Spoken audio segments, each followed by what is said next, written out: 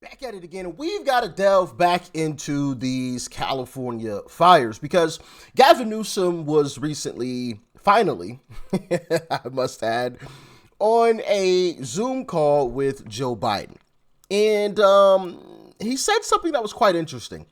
I mean, I'm not completely shocked by it, but it is really interesting that he said it. And honestly, the fact that we have this video clip out now, I think should absolutely seal the deal on Gavin Newsom having to resign and be completely out of politics because this guy is completely incompetent. With that being said, let's dive in. I ask you, we've got to deal with this misinformation. There were hurricane force winds of mis and disinformation, lies. People want to divide this country, and we're going to have to address that as well. And it breaks my heart as people are suffering and struggling, that we're up against those hurricane forces as well. And that's just a point of personal privilege that I share that with you because it infects real people that are out there, people I meet every single day, people the mayor's been meeting with, and they're having conversations that are not the typical conversations you'd have at this time. And you wonder where this stuff comes from. And it's very damaging as well. But we're here to get the job done. So the first thing that this guy wants to talk about, or one of the first things that he wants to talk about, is the fact that we have to deal with this misinformation. Interesting, right? Very, very interesting how that is the first thing that this guy wants to talk about. But, you know, it's not shocking because this is the Democrat playbook, as we learned just a few days ago from Mark Zuckerberg. Check it out. These people from the Biden administration would call up our team and like scream at them and curse. And it's like these documents it's all kind of out there. Oh, did you record any of those phone calls? I don't think we were, but I think I want to listen. I mean, there are emails, the emails are published. It's all kind of out there. And they're like, and basically it just got to this point where we were like, no, we're not gonna take down things that are true. That's ridiculous. They wanted us to take down this meme of Leonardo DiCaprio looking at a TV talking about how 10 years from now or something, you're going to see an ad that says, okay, if you took a COVID vaccine, you're eligible for, for this kind of payment, like this sort of like class action lawsuit type meme. And they're like, no, you have to take that down. And we just said, no, we're not going to take down humor and satire. We're not going to take down things that are true. And then at some point, I guess, I don't know, it flipped a bit. I mean, Biden, when he gave some statement at some point, I don't know if it was a press conference or to some journalists, where he basically was like, these guys are killing people. And I don't know, then like all these different agencies and branches of government basically just like started investigating, coming after our company. It was brutal. It was brutal. Yeah. So you heard it there from Mark Zuckerberg, who is someone who would have an inside, on what is actually happening. Obviously, he owns some major big companies. So he would have an insight on, some of the backroom conversations. But of course, blame it on misinformation. And not only that, but try to censor misinformation, even though we have learned that what they consider misinformation is typically the truth. Like, for example, the laptop, the famous example where they all told us that the laptop was Russian disinformation and 50 intelligence agents signed off saying that it was Russian disinformation or misinformation. And it was true the entire time. But, I am happy that he finally got on the phone with Joe Biden, because you guys remember that clip that I showed you guys the other day where a young lady ran up to him crying and he lied and said that he was on the phone with Joe Biden when in reality he wasn't on the phone at all. If you don't remember, here's a little refresher. Check it out. Governor, you got a second? Governor, I live here, Governor. That was my daughter's school, Governor. Please tell me what you're going to do. I'm not going to hurt him, I promise. I'm literally talking to the president right now to specifically answer the question of what we can do for you and your daughter.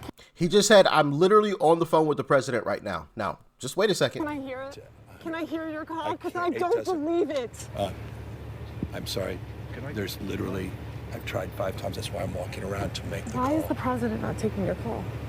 Because it's not going through. So Why? I have to get cell service. So There's let's no get cell it. service. Let's get it. I want to be here when you call the president. I appreciate it. I'm doing that right now. And it's to immediately get reimbursements, individual assistance, and to help you. I'm devastated for you. I'm so sorry, especially for your daughter. Anyway, so you just saw it there. He got caught up in a lie saying that he was on the phone with Joe Biden when in reality he wasn't. So I am happy that he finally got on the phone with Joe Biden because apparently he can't do his job, even though he called someone else who can't do their job either. At least he's calling somebody finally, and he's not lying about it, okay? Now, I do want to show this other clip because I'm not surprised because, of course, this is the Democrat playbook. Whenever something happens, point the finger at somebody else or something else and take no accountability for anything. Check out Gavin Newsom blaming climate change, of course. Entire west coast of the United States, when you have temperatures, record-breaking temperatures, record droughts, then you've got something else at play. And that's exactly what the scientists have been predicting for half a century. It is here now. California, folks, is America fast forward. What we're experiencing right here is coming to a community all across the United States of America unless we get our act together on climate change, unless we disabuse ourselves of all the BS that's being spewed by a very small group of people that have an ideological reason to advance the cause of a 19th century framework and solution. We're not going back to the 19th century. We're not apologists to that status quo. We believe in the fresh air of progress versus the stale air. Emphasis, stale air. Of course, blame climate change, right? Blame climate change. But, you know, one of the great things about this is that most Americans are no longer buying the BS. We're actually going in the right direction, in my humble opinion. And even CNN itself had to admit it. I don't think Americans are making this connection. And the way we can see this in right here and now, take a look at the monthly change in Google searches. Look at the searches for wildfire, up 2,400%. My goodness gracious, this is the most amount of people searching for wildfires ever, going back since Google Trends began back in 2004. But look at climate change. Look at the change. It doesn't go hand in hand with wildfires. It's actually down. It's down 9%. And I also looked in California. There has been no increase in the number of searches for climate change. So the bottom line is this. Americans are definitely interested in learning about these wildfires. They're interested in following the news about the wildfires, but they are not making that connection with climate change. That's the bottom line here. That's Mr. a Berman. really key metric you're looking at there, the connection.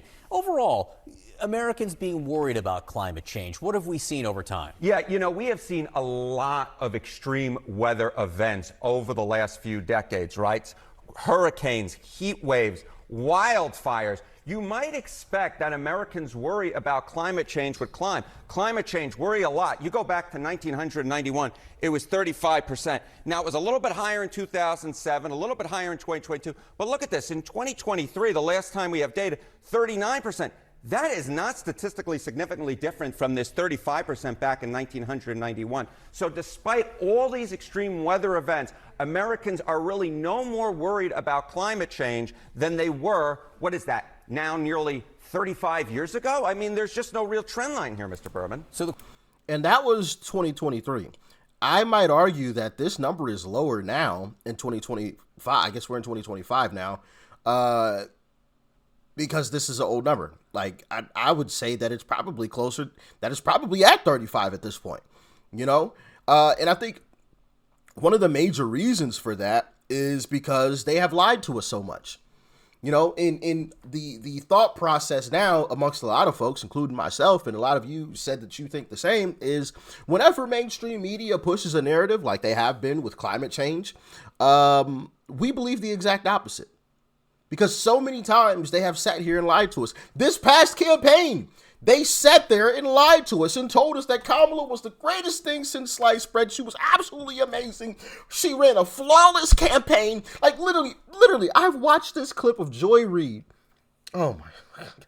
Joy Reid sit on a panel and say that Kamala Harris ran a flawless campaign. Yeah, she said this on national television, a flawless campaign. Really? So a flawless campaign is when you burn through $2 billion in 3 months and have nothing to show for it? That's a flawless campaign? A flawless campaign is when you hide from the cameras until you realize, oh crap, my internal polls aren't improving. I got to get on camera. And then when you do finally get on camera, you bring your running mate Tim Walz with you. You can't even stand on your own 2 feet. That's a flawless campaign. A flawless campaign is when you go to a debate and you have like a little hint, wink deal with the golly, what do you call them? The people that run the thing, the crap, I'm drawing a blank right now. The people that, help out with the debate, the people that sit up front, I think David Muir was one of them. Those folks, y'all know what I'm looking for. I'm drawing such a blank right now. Anyway, when you have like a wink, hint deal with the people who run the debate that, they're going to fact check your opponent, but they're not going to fact check you. That's running a flawless campaign? Really? Running a flawless campaign is spending $100,000 on a cardboard set in a hotel room? That's running a flawless campaign, right? Running a flawless campaign is paying celebrities to come out to your rallies and give a speech or make it seem as if they're going to give some type of concert. And some of them did give a concert, a booty shaking concert. She literally had an artist up there twerking, shaking booty at a presidential rally. That's running a flawless campaign, Joy Reid? Come on now. Come on now. I didn't even get into like the whole laptop is fake, it's Russian disinformation, or even when we were all talking about how Joe Biden isn't the same Joe Biden, and they all said, "Oh, well, those are a bunch of cheap fakes." That's right-wing cheap fakes. Joe Biden wandering off like a lost puppy, or being guided off the stage by Obama because he froze in place. He pulled a Mitch McConnell on stage. Those are right-wing cheap fakes. This is what our mainstream media was pushing. So of course, when you come out here and you say climate change, F you. We don't believe anything you're saying. And as a matter of fact, since you're saying it, we believe the exact opposite. It don't exist. Well, y'all need to do X, Y, Z in this. Matter of fact, get the splooge in your arm. Y'all remember that? Yeah. Y'all remember they told us to get the splooge? And we're like, well, see, if you get the splooge in your arm, you won't get sick at all. Y'all remember that? When they first started telling us, you won't get sick. And then people actually still got sick. Well, then they changed it and said, well, you got to get a booster. You got to get an extra dose of splooge. Get an extra dose of splooge and you won't get sick. Then people still got sick. Well, if you get the extra splooge, you won't be as sick.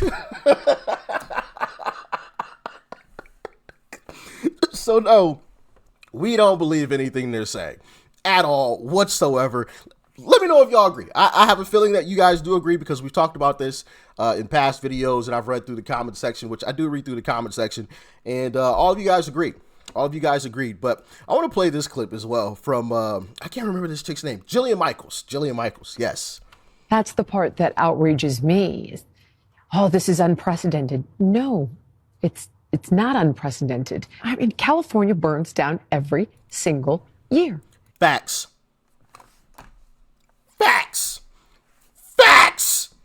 Like, y'all, listen. These Democrats need to buy a toilet and a ruler and get their shit straight. Because this is just absolutely ridiculous. California burns every single year. You can bet on it. Matter of fact, if there was a way that I could bet on it, I probably would.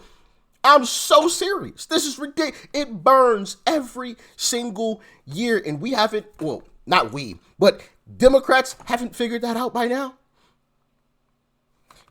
Carry on, Jillian. What do you mean you're going to do better next time? That woman in tears saying to the governor, is it going to be different next time? Oh, it has to be. It needed to be different this time, Gavin.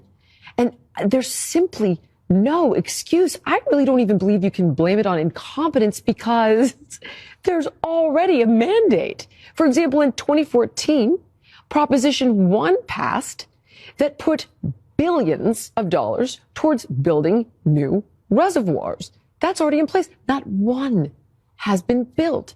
There have been calls for controlled burns for decades. We did them historically throughout my entire childhood and young adult life in California. And now we've stopped because I'm not even quite sure. It could be the cost, I've heard. It could be environmental pressures. It could be both. So she hit the nail on the head. Hit the nail right on the head. This happens every single year. This is no one's fault but Gavin's. He is to blame for this, 1,000%. Gavin Newsom and the Democrats that run California are the ones to blame, and Gavin Newsom needs to resign. Gavin Newsom needs to resign, 1,000%. And Trump, of course, has been talking about this. This is the thing. This is the thing about Trump. Trump might say something that sounds crazy at one point, but from what I've seen, this guy's right every single time. Every single time, this guy is right. The nation's 27 Republican governors for dinner at Mar-a-Lago, echoing comments he made earlier in the week about California's response to the wildfires. Trump didn't hold back when it came to criticizing California Governor Gavin Newsom. I got all of the approvals, and he said, I don't want to sign it. I don't want the water. We don't need the water. I said, you need the water. Your reservoirs are empty, the whole place. You need the water. That was 5 years ago. And if you notice yesterday, the hydrants were empty. They didn't have any water, many of them. And that's the reason that this happened. He wouldn't do what we wanted. And we're going to force that upon him now. But it's very late, because I think it's one of the great catastrophes in the history of our nation. Yeah. Yeah. I mean, this is huge stuff. Huge stuff. Trump tried to give him the water that he needed before, and he refused it. He refused it. Because, of course, big brother government is supposed to come in and save the day. The average American taxpayer, like you and I, are supposed to come in and save California from Democrats and Gavin Newsom's terrible policies. Well, to that, I say, fuck no. And I know, that may sound cruel. I get it. I understand. But we are not here to play cover for Democrats' terrible policies. At some point in time, there has to be some accountability here. And let me make this clear. I guess I should say things this way. Do I agree that Americans should probably help out with California? Yeah. A little bit. But there needs to be a stipulation added onto that. One, that we're not helping again. You got to figure this the F out, okay? This happens every single year. You know it's coming. Do something. There has to be wholesale changes across the board. One could be controlled burns, right? Cleaning out these areas where there's all this brush just sitting around, okay? Changing your laws on the books so cops can actually arrest these folks, these criminals that you just keep letting back out onto the streets, you know, because I've heard stories, now this is all alleged, that some of these fires, maybe not so much in this case, I don't know, but some of these fires are being started by arsonists. Why are these people still out on the streets? Lock these folks away and throw away the key. Like this, they're literally putting thousands of people's lives at risk by doing this stuff. But, you know, Senator Markey, Republican senator, he said it perfectly. Check it out. While radical climate Democrats control California, they control the White House, do you think that when the disaster aid in the Senate comes through, that Congress will put some kind of limits on it, going, we're not wasting it on your nonsense, California, we're getting it to the people who've been hurt? We certainly should. You know, I certainly wouldn't vote for anything unless we see dramatic change in how they're going to be handling these things in the future. But again, these fires, the disaster, the catastrophe that these fires were, you can't prevent fires, but you can certainly prevent the catastrophe. It's all preventable. These are decisions Californian Democrats have made year after year after year. They divert water into the ocean. They don't fill up their reservoirs. They don't clean up their forests. They don't get rid of the underbrush. the real tinder, the real fuel for these fires. So again, it's their fault. Well, yeah, it's their fault. Now, of course, like you said, I agree. There are things that happen, right? There are natural disasters that just happen. Okay, like nobody's saying that the fire itself, right, or the hurricane itself, or the tornado itself, or whatever, right, is directly due to someone, right? But the fact that it grew to this extent, the fact that it caused this much damage, 1000%, it is on the Democrats for sure. And any bill that comes to the House and to the Senate should have some stipulations on it. Like he said, hey, there needs to be wholesale changes in what the hell you guys are doing there. Otherwise, this money ain't coming. It's not coming. And no, this money is not to be spent on any DEI, BS, or crap, or spent on saving some stupid little fish that Gavin Newsom cares so much about, apparently, which is why they didn't divert the water down through all of California and they diverted it out to the ocean, which, idiot, right? Idiot. Okay?